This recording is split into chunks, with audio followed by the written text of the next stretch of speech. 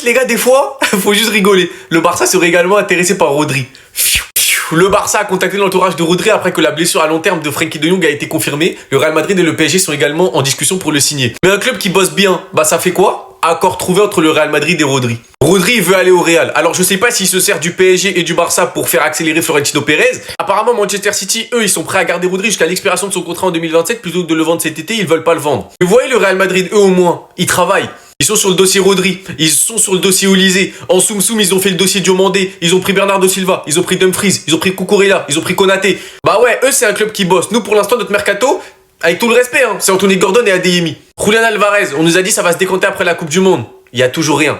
Donc en fait, je sais pas. En tout cas, je suis convaincu qu'on va pas faire Rodri. Hein. Alors ça, c'est sûr à 100%. Mais bon, on va espérer que notre direction elle prépare quelque chose en Soum Soum et ça va nous surprendre parce que pour l'instant, c'est pas suffisant. Bah ouais, nous le Barça, on adore se faire humilier. On va rajouter un joueur de plus dans la liste: Dumfries, Bernardo Silva, Cucurella, Diomandé et maintenant Rodri. Des joueurs pour qui on avait de l'intérêt mais qui ont finalement terminé à Madrid. Très intelligent de la part du club d'attendre la confirmation de la blessure de De Jong pour se bouger à recruter un 6 de Manchester City à qui il reste 1 an de contrat. Et on le savait depuis. Maintenant, le PSG et le Barça ont rejoint la course. Sûrement que les deux clubs ont été impressionnés par sa Coupe du Monde. Mais on sait une chose, il veut retourner en Espagne et surtout à Madrid. Il fait le forcing et il veut pas prolonger avec City. Alors que Pérez, de base, était contre sa venue. Maintenant, est-ce qu'on réussira à les doubler? Est-ce que Pérez est réellement d'accord? Ce qui est sûr, c'est que maintenant, s'il voit que nous on est dessus, c'est fini. Pérez, il va retourner sa veste et va dire qu'il est d'accord. En tout cas, moi, d'après Fabrizio Romano, de ce que j'ai vu, tout le monde est ok pour la venue de Rodri du côté de Madrid, sauf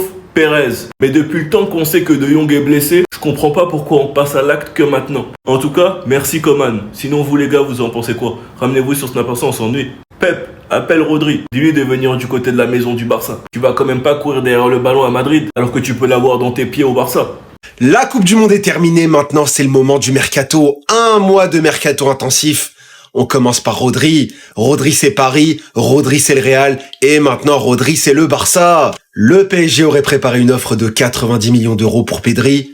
On n'en veut pas. Gardez-la, 90 millions c'est quoi? Pour le maillot, on n'en veut pas. Romero, Barça, ça avance doucement, mais sûrement, ça devrait être clôturé la semaine prochaine. Alvarez, encore et toujours depuis 1 mois et demi, le Barça prépare un nouveau contact avec l'Atlético Madrid. Le club catalan veut des éclaircissements sur les prochaines étapes, alors que le feuilleton du transfert entre dans les phases finales.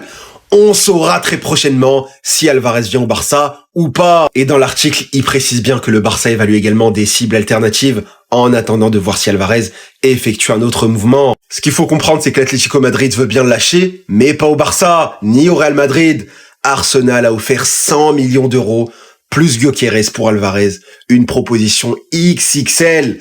XXL, tu m'étonnes. Tu perds ton 9, t'en récupères un autre et t'as 100 millions d'euros. Me poser la question de comment le Barça n'est pas encore entré dans la course pour Rodri. Et une opportunité de marché de dingue. Il lui reste 1 an de contrat. Il veut partir de Manchester City. Il n'a plus son coach Pep Guardiola. Et au final, on nous apprend quoi? C'est Fabrice Hawkins qui nous apprend l'info.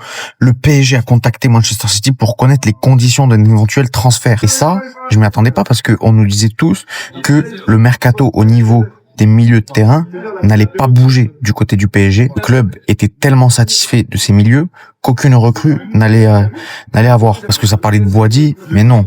Ça a directé, mais là, par exemple, pour Rodri, ça en parle direct. FC Barcelone aimerait également l'attirer. C'est le Real Madrid qui mène toujours la danse dans ce dossier avec notamment un accord avec le joueur. Donc je vois mal Rodri rester à Manchester City cette saison, mais je le vois mal aussi aller du côté du Paris Saint-Germain. À mon avis, je vois pas pourquoi Fabian vient de prolonger. T'as Neves, t'as Vitinha, t'as Zaire Emery, tu rajoutes Rodri. Ça, j'y crois moyen. Prendre du côté du FC Barcelone, pourquoi pas? Actuellement, c'est le Real Madrid qui mène la danse, donc c'est eux les favoris.